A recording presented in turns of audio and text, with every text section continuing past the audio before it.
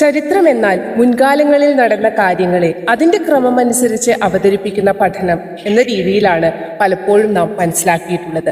എന്നാൽ ചരിത്രത്തെ സാംസ്കാരികവും സാമൂഹികവും രാഷ്ട്രീയവുമായ അടിത്തറയിൽ ഊന്നി നിന്ന് അവതരിപ്പിക്കുമ്പോഴാണ് അത് വർത്തമാനകാല ജീവിതത്തെ സ്വാധീനിക്കുന്ന തരത്തിൽ രൂപാന്തരം പ്രാപിക്കുന്നത്. ഇന്ത്യയിൽ അത്തരത്തിൽ പഠനങ്ങൾ നടത്തിയ ചരിത്രകാരന്മാരിൽ തലയെടുപ്പോടെ നിൽക്കുന്ന വ്യക്തിത്വമാണ് രാമചന്ദ്ര ഗുഹയുടേത്.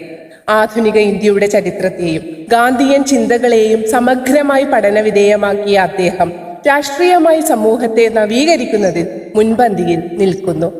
ചരിത്രത്തിനപ്പുറം ഇന്ത്യയുടെ സാംസ്കാരിക ചിന്തകളെ ക്രിക്കറ്റിന്റെ പശ്ചാത്തലത്തിൽ ചർച്ച ചെയ്യുന്നതിനും പരിസ്ഥിതി സംബന്ധമായ പഠനങ്ങളിലും അദ്ദേഹം തന്റെ കഴിവ് തെളിയിച്ചിട്ടുണ്ട്.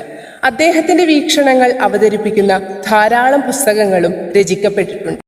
രാമചന്ദ്ര ഗുഹയുമായി എസ് ഗോപാലകൃഷ്ണൻ നടത്തിയ 4 ദീർഘ സംഭാഷണങ്ങളുടെ സമാഹാരം ചരിത്ര വ്യക്തി 4 സംഭാഷണങ്ങൾ. രാമചന്ദ്ര ഗുഹയോടും അദ്ദേഹത്തിന്റെ വീക്ഷണങ്ങളോടുമുള്ള താല്പര്യമാകാം വായന വേഗത്തിലാക്കിയത്.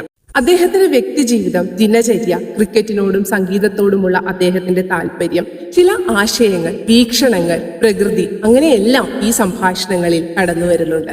മാതൃഭൂമി ബുക്സാണ് ഈ പുസ്തകത്തിന്റെ പ്രസാധകർ.